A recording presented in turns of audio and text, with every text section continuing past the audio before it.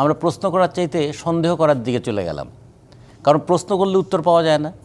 আগের সরকার আমাদেরকে কথা বলতে দিত না বলে আমরা বিক্ষোভ করেছি, আর এখনকার সরকার কথা বললেও শোনে না বলে আমরা আহাজারি করছি।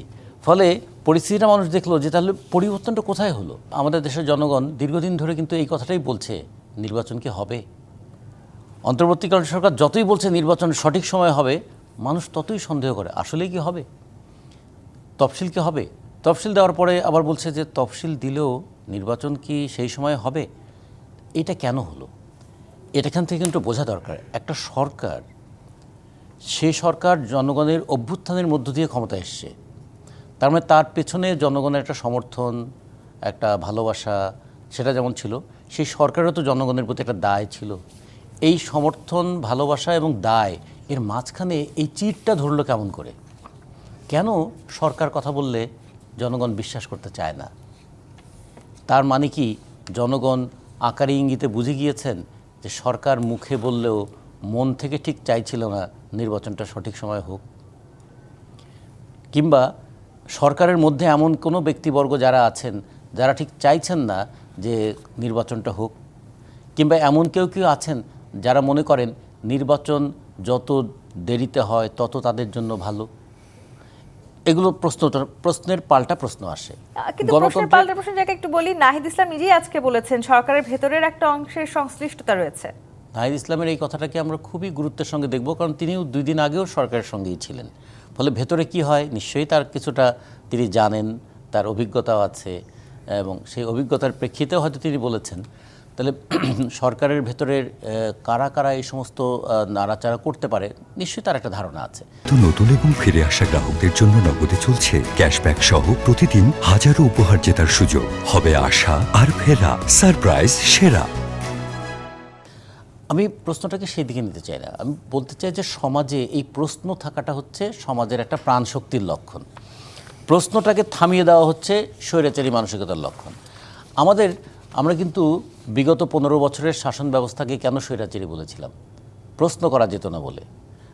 এখন আমরা অভ্যুত্থানের মধ্যে দিয়ে তো সেই সমাজটাই পেতে চাই যেখানে প্রশ্ন করা যাবে, কিন্তু আদৌ কি প্রশ্ন করার সেই জায়গায় আমরা আছি? আমরা প্রশ্ন করার চাইতে সন্দেহ করার দিকে চলে গেলাম। কারণ প্রশ্ন করলে উত্তর পাওয়া যায় না। আগের সরকার আমাদেরকে কথা বলতে দিত না বলে আমরা বিক্ষোভ করেছি, আর এখনকার সরকার কথা বললেও শোনে না বলে আমরা আহাজারি করছি। ফলে পরিস্থিতিটা মানুষ দেখলো যে তাহলে পরিবর্তনটা কোথায় হলো, অর্থনীতিতে পরিবর্তনটা কোথায় হলো। আগের সরকারের সময় লুটপাট হয়েছিল বলে অল্প কিছু মানুষের হাতে সম্পদ জমছিল। এই সরকারের সময় তো দেখলাম 2024 সালের সেপ্টেম্বর থেকে 2025 সালের এই সময় পর্যন্ত প্রায় 15,000 নতুন কোটিপতি জন্ম নিল। দেশের অর্থনৈতিক অবস্থা না ভালো না, দেশের অর্থনৈতিক অবস্থা খারাপ। একদিকে বলছে 26% মানুষ দারিদ্র্যসীমার নিচে নেমে যাচ্ছে, আবার অল্প কিছু মানুষের হাতে এত সম্পদ জমছে কেমন করে? এই যে হাদি হত্যার জন্য অভিযুক্ত করা হচ্ছে যাকে, তার ব্যাংক অ্যাকাউন্টে নাকি 127 কোটি টাকার অস্বাভাবিক লেনদেনের তথ্য পেয়েছে আমাদের গোয়েন্দারা। আচ্ছা, এই সমস্ত তথ্যগুলো কিন্তু বাংলা সিনেমার মতো, মানে ঘটনাটা ঘটে যাওয়ার পরে আমরা তথ্যগুলো পাই। তার আগে এই তথ্যগুলো কোথায় থাকে? এই তথ্যগুলো আগে বের করার দায়িত্বই তো আমাদের গোয়েন্দাদের।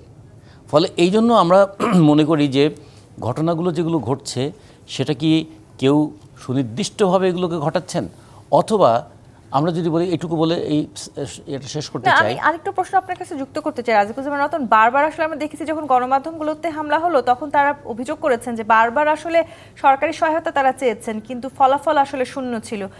সেটাও তো একটি বড় প্রশ্ন আমাদের সামনে এনে দিচ্ছে। আমরা সহায়তা চাবো তো নিঃসন্দেহে সরকারের কাছে, সেখানে ফলাফলটা শূন্য হলো কেন?